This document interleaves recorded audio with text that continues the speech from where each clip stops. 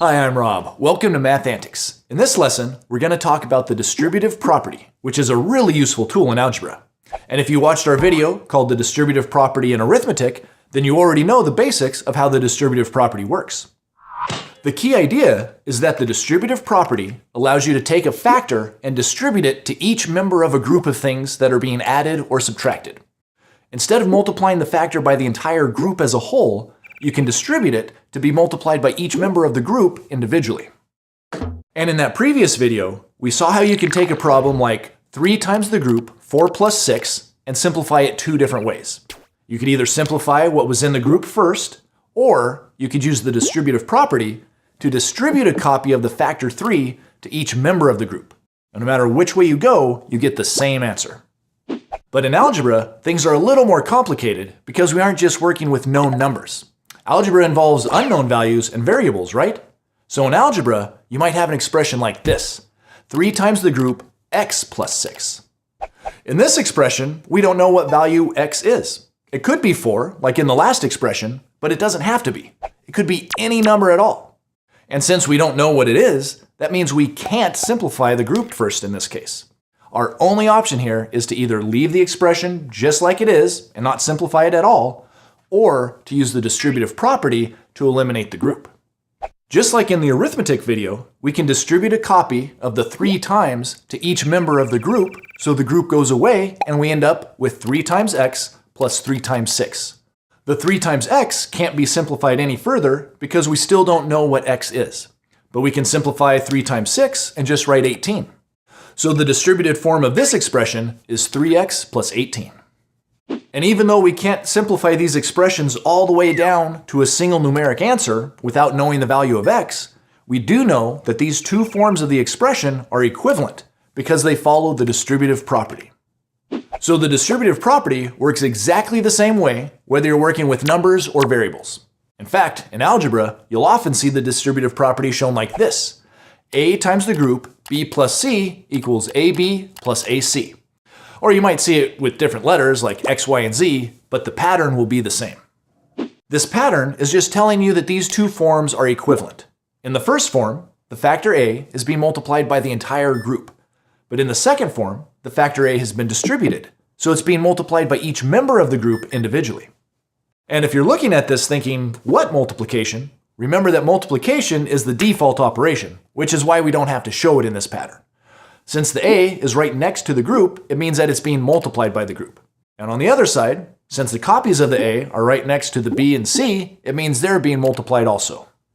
And even though this pattern is usually shown with addition in the group, remember that it also works for subtraction, since subtraction is the same as negative addition.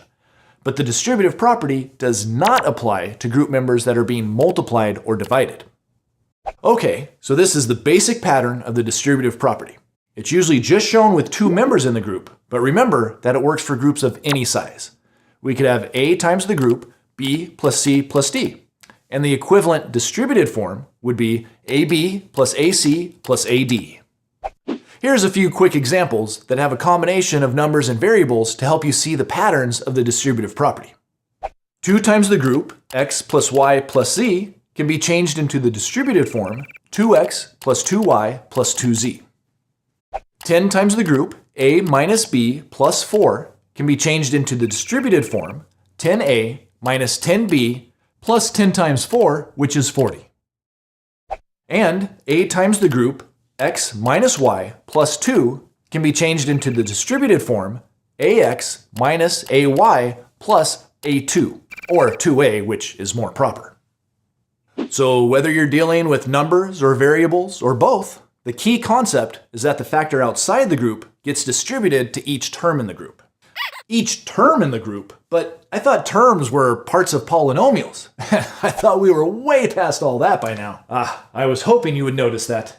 And in fact, the members of these groups really are just simple terms in a polynomial. Well, that's what I'm here for, noticing things. Ooh, a butterfly!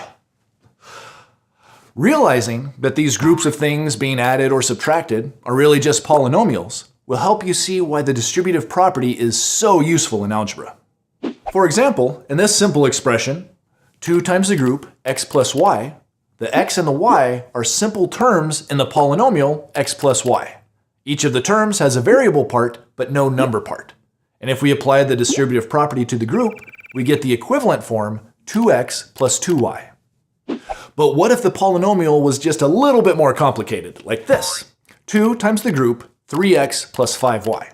In this expression, each of the terms in the polynomial does have a number part that is being multiplied by the variable part. But we can still use the distributive property to distribute a copy of the factor 2 to each term in the polynomial. Wait just a second here. I noticed earlier that you said that the distributive property does not work with members of a group that are being multiplied. And I also noticed that these terms do have multiplication. What's up with that? That's a good question. And it can be a little confusing to see how it all works at first. But notice that even though the terms do have multiplication in them, the terms themselves are being added.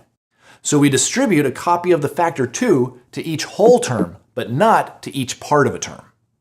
In other words, we treat each term in a polynomial as an individual member of the group, even if that term has multiplication going on inside of it, which is common since there's often a variable part and a number part being multiplied together.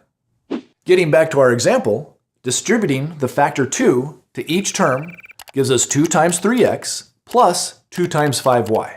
But this can be simplified even further because we know that 2 times 3 is just 6 and 2 times 5 is just 10. So the distributed form is 6x plus 10y.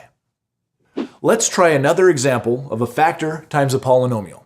4 times the group x squared plus 3x minus 5. First, we need to identify the terms of this polynomial, so when we distribute the factor, we just make one copy of it for each term. This polynomial has 3 terms, x squared, positive 3x, and negative 5.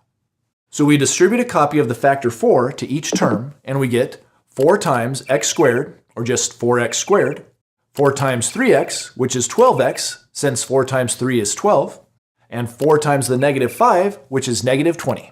So the equivalent distributive form is 4x squared plus 12x minus 20. Let's see another example. X times the group x squared minus 8x plus 2. In this expression, the factor being multiplied by the group is actually a variable, but the distributive property works exactly the same way. And it says that we can distribute that factor and multiply it by each term of the group individually. The first term is x squared, which is the same as x times x. So if we multiply that by x, we'll get x cubed, since that would be 3 x's multiplied together. The next term is negative 8x. So if we multiply that by x, we'll have negative 8 times x, which is the same as negative 8x squared. Last of all, we have the term positive 2, and x times positive 2 is just 2x.